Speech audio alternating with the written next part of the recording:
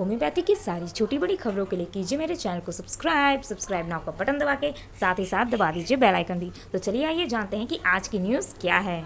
Himachal Pradesh public service commission की तरफ से एक नोटिस आया है जो कि अच्छा नोटिस है। अगर आप चाहें तो medical officer, homeopathic medical officer के लिए आप अप्लाई कर सकते हैं।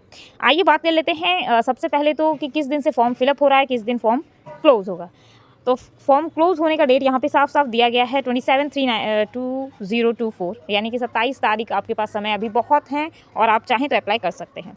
फ़ी की आखिरी डेट जो है वो भी 27/3/2024 दी गई है। अगर आप चाहें तो इस पर अप्लाई कर सकते हैं। फ़ी भी उसी दिन आपको देना पड़ेगा। जो है आगे आपको मैं बता दूं कि कितनी सीटें हैं, किस तरीके की वैकेंसी है, ये सारी चीज़ें जो है पूरा क्लियरली बता दिया गया है। अगर आप चाहें तो वेबसाइट पे जा सकते हैं www.hppsc.hp.gov.in, ठीक है, /HPPSC। आप इस पे जाके सारे इंस्ट्रक्शन, सारे कंडीशन सब कुछ चेकआउट कर सकते हैं और फॉर्म भी फिलअप कर सकते हैं। आगे बढ़ते हैं और यहाँ पे देख लेते हैं इंपॉर्टेंट इंस्ट्रक्शन। बहुत सारे इंस्ट्रक्शन दिए गए हैं। जैसा कि आप जानते हैं, जब भी आप एक पब्लिक सर्विस कमीशन की तैयारी कर रहे होते हैं, बहुत ही हार्ड एक प्रिपरेशन होती है ये, और इस पर आपको बैठना ही एक बहुत ही बड़ा चैलेंज होता है। आगे बढ़ जाते हैं और आपको ये समझाती हूँ मैं कि इसमें टर्म एंड कंडीशन इतने सारे दिए हुए होते हैं, एक एक चीज़ को पढ़ना काफ़ी मुश्किल हो जाता है। मैं नीचे PDF दे दूँगी, आप ज़रूर जाकर उसे चेकआउट कर सकते हैं। अब जान लेते हैं इंपॉर्टेंट पॉइंट्स जो कि बहुत ज़रूरी हैं। तो यहाँ पे आपको मैं बता दूं कि सबसे इम्पॉर्टेंट चीज़ आपके 10th का सर्टिफिकेट आपके पास होना चाहिए एज प्रूफ के लिए। और अब इम्पॉर्टेंट चीज़ जो मैं आपको यहाँ बताने जा रही थी, आयुष विभाग की वैकेंसी है, होम्योपैथिक मेडिकल ऑफिसर की वैकेंसी है, ठीक है। नंबर ऑफ पोस्ट की बात करें तो टोटल नंबर ऑफ पोस्ट 22 हैं, यानी कि 22 है। कैटेगरी वाइज अगर पोस्ट की बात करें तो 8 जो है अनरिजर्व्ड है। ऑर्थो फिजिशियन अगर आप हैंडीकैप्ड हैं तो 1 होगा, और अगर आप अनरिजर्व्ड ही कैटेगरी में आ रहे हैं और सर्विसमैन हैं और आप HP से हैं तो आपको मैं बता दूं कि आपकी 4 सीटें हैं, यानी कि 4 + 1 5 सीटें तो हैंडीकैप्ड की ही हो गई, अनरिजर्व्ड की, ठीक है ना। और शेड्यूल कास्ट के अगर आप हैं तो 3 सीटें हैं, और शेड्यूल ट्राइब के हैं तो आपके पास 1 सीट है, OBC के हैं आपके पास 3 सीट है, और अगर आप इकोनॉमिकल वीकर सेक्शन के हैं तो आपके पास 2 सीटें हैं। इस तरीके से इन्होंने अरेंज किया है। टोटल 22 सीटें हैं। अगर आप मैं ऑल ओवर इंडिया की बात करती हूँ तो आपकी लड़ाई जो है 8 कैंडिडेट मतलब 8 सीट्स के लिए है। आप सोच ही सकते हैं कितनी भयंकर और ज़बरदस्त लड़ाई हो सकती है हिमाचल प्रदेश में 8 सीटों के लिए, अगर आप UR कैंडिडेट की तरफ से जाते हैं तो। खैर जो भी हो, पे बैंड लेवल की बात करें तो 16 पे बैंड लेवल है। 48700 से लेके 154300 तक आपका जाएगा, ठीक है। अगर एलिजिबिलिटी की बात करें तो बहुत सारे एलिजिबिलिटी क्राइटेरिया हैं। सबसे पहले तो आप ये जान लें कि आपको ऑनलाइन फॉर्म फिलअप करना होगा, ठीक है, और कंडीशंस जितनी भी हैं वो भी हम यहाँ डिस्कस करेंगे। पहली चीज़, अगर आप OBC हैं, SC हैं, ST हैं तो वहीं के आपको होना चाहिए। EWS भी हैं तो वहीं के होना चाहिए। खैर जो भी है, आगे बढ़ते हैं। एज की बात करें 18 से 45 ईयर्स यहाँ पे एज दिया गया है। इसके बाद अगर आपको चाहिए एज में रिलैक्सेशन तो 5 ईयर्स का आपको relaxation schedule caste, schedule tribe, other backward caste और जो भी है डिजेबल पर्सन उनको दिया गया है, फ्रीडम फाइटर को दिया गया है। आगे बढ़ते हैं और आपकी एज की गणना जो है वो 1/1/2024 तक ही की जाएगी। आगे बढ़ जाते हैं और यहाँ पे एक इंपॉर्टेंट चीज़ जो है एजुकेशन क्वालिफिकेशन। कई बार लोगों को डाउट रहता है कि मेरा होगा नहीं होगा, क्या चीज़ चाहिए, कौन से सर्टिफिकेट्स होने से मेरा सिलेक्शन हो जाएगा। तो इस सब चीज़ों का टेंशन मत लीजिए। ज़्यादातर लोग इसी सब चीज़ का टेंशन लेके बैठे रहते हैं। खैर जो भी है, 10+2 आपके पास होना ही चाहिए। ऑब्वियसली आपके पास 10+2 है तभी तो आप जाके डिग्री आप ले रहे हैं होम्योपैथ की 5.5 साल की। तो आपने 5.5 साल का भी जो डिग्री लिया है ऑब्वियसली एक अच्छे से कॉलेज से लिया ही होगा। नीचे बढ़ जाते हैं और एक इंपॉर्टेंट चीज़ जो 3rd पॉइंट यहाँ पे लिखी गई है एसेंशियल क्वालिफिकेशन के कॉलम में, जिसे एनक्लोज भी किया गया है एक बॉक्स में। मैं आपको बता दूँ कि उसमें लिखा गया है कि आप या तो सेंट्रल होम्योपैथिक काउंसिल में आपका होना चाहिए, यानी कि CCH, ठीक है। तो इसमें आपका रजिस्ट्रेशन होना चाहिए, या तो फिर यानी कि सेंट्रल रजिस्ट्रेशन आपके पास होना चाहिए। सेकंड, या तो आपके हिमाचल प्रदेश का रजिस्ट्रेशन होना चाहिए। ऑब्वियसली हिमाचल प्रदेश के सारे स्टूडेंट ने तो यहाँ अप्लाई कर ही दिया होगा। अब बारी है आपकी, यानी कि पूरे इंडिया के लोगों की। अगर वो करना चाहें इसमें अप्लाई, वो कर सकते हैं। आगे बढ़ते हैं तो यहाँ बहुत सारे कंडीशंस दिए गए हैं। आपको ऑनलाइन फॉर्म कहाँ फिलअप करना है, जैसा कि मैंने आपको पहले ही बता दिया था, www.hppsc.hp.gov.in/HPPSC पे जाके आपको अप्लाई कर देना है। अब बहुत सारे आप लोगों के डाउट्स हैं उसे भी क्लियर किए जाएंगे, लेकिन कुछ चीज़ें यहाँ पे इंपॉर्टेंट हैं जो बता दूं मैं। एग्जामिनेशन फ़ी, अब आप सबका कहना होगा कितनी फ़ी लगेगी। तो अगर आप इंडिया से अप्लाई कर रहे हैं, कहीं से भी इंडिया के किसी भी कोने से अप्लाई कर रहे हैं, तो आपको 400 फ़ी यहाँ पे देना होगा, ठीक है, चाहे आप कुछ भी हैं, राइट। 400 आपको देना है तो मतलब देना है, बाहर स्टेट के सभी को 400 देना है।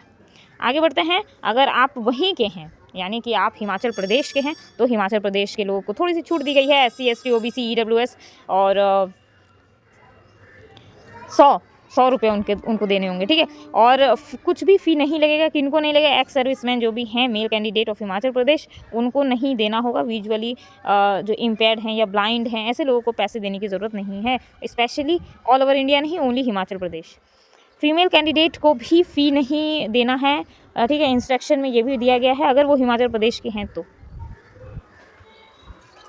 खैर आगे बढ़ते हैं। Female candidate, I think female candidate सबको फ़ी नहीं देना है, शायद यही है शायद।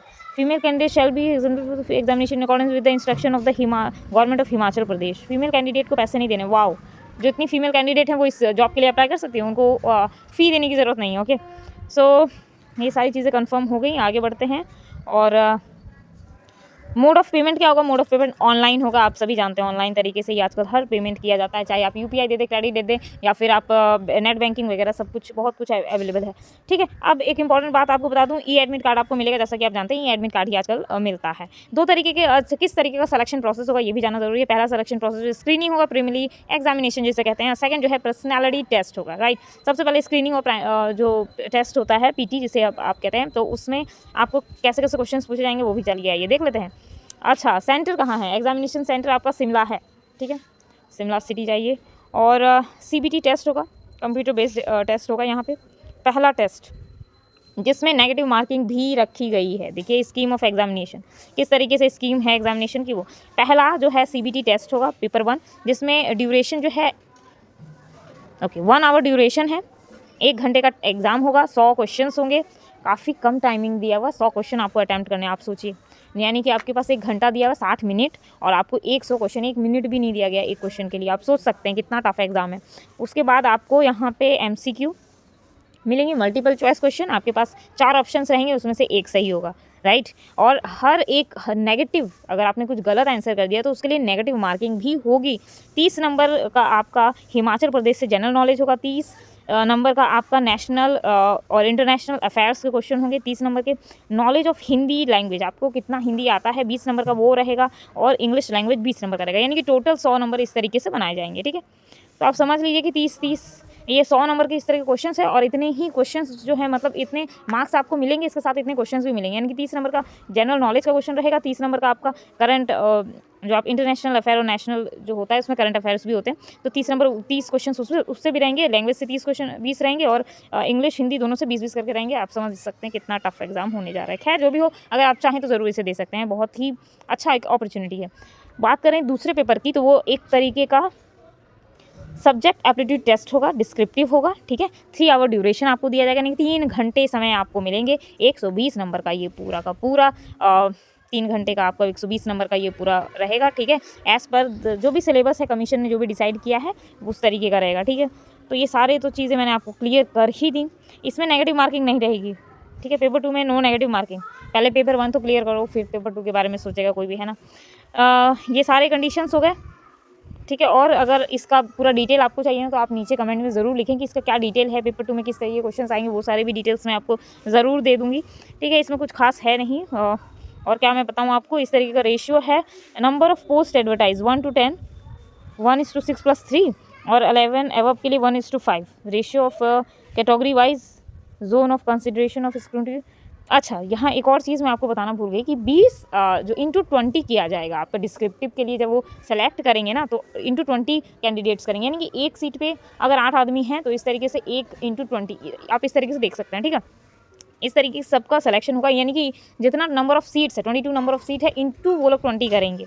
इस तरीके का उनका मतलब यहाँ पे लिखा हुआ है। और आगे बढ़ते हैं। बहुत सारी कंडीशंस हैं, ठीक है। और पेपर 2 को मैं पूरा बता दूंगी मैं आपको किसी और वीडियो में, अभी तो नहीं बता पाऊंगी। और नीचे वैसे ही मैं PDF दे दूंगी, आप जाके उससे चेकआउट कर सकते हैं। काफ़ी लंबा वीडियो हो गया है, ठीक है। और इस तरीके से तो पूरा प्रोसेस, अगर आप चाहें तो इसे अप्लाई कर सकते हैं। आपको श्योर, अगर आप इसमें आप समझ रहे हैं कि अगर आपने ये वाला क्वालिफाई कर लिया ना, तो आप एक बहुत बड़े ऑफिसर हो जाएंगे, राइट। BTSC से भी ऊपर, जो BTSC अभी कुछ अलग तरीके का इतना कुछ निकाला है। ऑब्वियसली कई लोगों को उसमें डाउट्स हैं, बहुत कुछ है। खैर जो भी है, ऑल द बेस्ट। मिलते हैं अगले वीडियो में और कुछ नई जानकारियों के साथ।